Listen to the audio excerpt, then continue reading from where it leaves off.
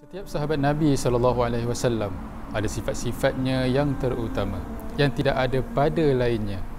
Rasulullah SAW sendiri pernah mengatakan daripada hal ini dalam maksudnya, yang sungguh pembelas dari umatku ialah Abu Bakar, yang sungguh keras ialah Umar, dan yang sangat pemalu ialah Uthman. Pernah sekali bila mana Rasulullah SAW sedang berbaring berehat di rumahnya, terselak kainnya sedikit, terlihat betisnya. Maka datang Abu Bakar radhiyallahu an meminta izin untuk dibenarkan masuk. Lalu dibenarkan masuk dan baginda tetap seperti keadaannya. Kemudian datang pula Umar radhiyallahu an meminta izin untuk dibenarkan masuk. Lalu diizinkan juga masuk dengan keadaan yang sama. Lalu apabila datangnya Uthman meminta izin masuk, Rasulullah SAW pun segera duduk dan memperbetulkan kainnya yang terselak tadi sehingga keadaan menjadi rapi. Kemudian barulah diizinkannya untuk masuk. Hal itu diperhatikan oleh Siti Aisyah radhiyallahu anha yang tertanya-tanya tentang kejadian tersebut. Lalu diajukan kekeliruannya kepada baginda SAW untuk mengetahui sebabnya. Maka Rasulullah SAW pun menjawab, "Wahai Aisyah, bagaimana aku tidak malu kepada manusia itu, yakni Uthman, sedang malaikat sendiri malu kepadanya. Kalau aku izinkannya masuk, dilihat pula keadaan aku tidak rapi, dia akan malu untuk masuk dan tentulah dia akan beredar dan tidak dapat pula aku tunaikan keperluannya disebabkan hal itu."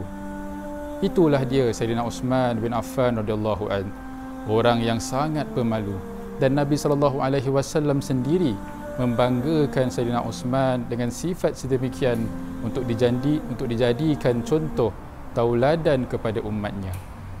Setelah pembergian Sayyidina Umar radhiyallahu an, Sayyidina Uthman memikul tanggungjawab yang berat sebagai khalifah muslimin yang baru. Antara usahanya yang mulia lagi terpuji adalah dengan mengumpulkan semula Al-Quran dan menyatukannya, menyusunnya dengan tertibnya, kemudian dijadikan beberapa naskah, lalu diberikan kepada negeri-negeri Islam untuk dijadikan sebagai rujukan.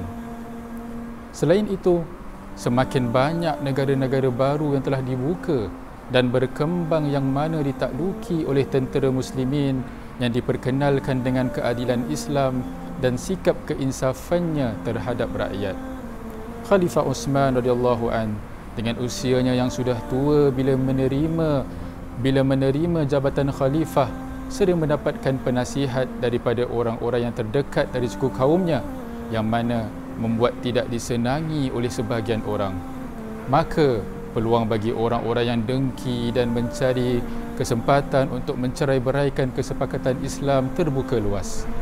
Lalu tersebarlah fitnah yang ditabur dengan racun kata-kata hasutan pada setiap tempat yang dapat dimakan hasutan orang-orang yang dengki, lebih-lebih lagi di tempat orang-orang asing yang baru sahaja memeluk agama Islam, yang belum teguh keimanan mereka dan lemah pendirian mereka. Berbagai macam fitnah terjadi pada hujung pemerintahan Sayyidina Uthman sehingga terjadinya pemberontakan yang tidak dapat dikawal lagi dan hanya menunggu saat terakhir saja yang akan menentukan apa yang berlaku. Maka malam yang menjadi sejarah hitam bagi Islam dan kaum muslimin, ketika ramai yang sedang tidur nyenyak, segolongan manusia memanjat tembok rumah khalifah dan mengepung rumahnya. Khalifah Uthman radhiyallahu an yang berada di dalam rumah itu menyerahkan sepenuh perkaranya kepada takdir Allah Subhanahu wa taala. Beliau dikepung beberapa hari, diperlakukan seperti orang tawanan dan meneruskan mengurung dirinya beribadat kepada Allah Subhanahu wa taala sehingga para pemberontak yang tidak kenal belas kasihan menghunus pedang lalu menikam tubuh seorang khalifah muslimin. Sekian tamatnya riwayat Sayyidina Uthman pada hari Jumaat pada usia beliau 82 tahun, seorang khalifah muslimin yang berkhidmat selama 12 tahun kekhalifannya, yang mana beliau banyak bertolak ansur, berlemah lembut, tawaduknya dikenal ramai, namun dalam sifat-sifat budi pekerti yang tinggi terdapat berbagai hal-hal yang sukar untuk dikawal disebabkan banyak kekacauan yang berlaku. Namun, beliau dapat menanggungnya dengan aman dan selamat sehinggalah peristiwa yang berdarah ini mengakibatkan beliau mati terbunuh secara zalim. Semoga Allah Subhanahu wa taala meridai setiap usahanya dan melimpahkan rahmat dan keampunan ke atas ruhnya. Amin ya rabbal alamin.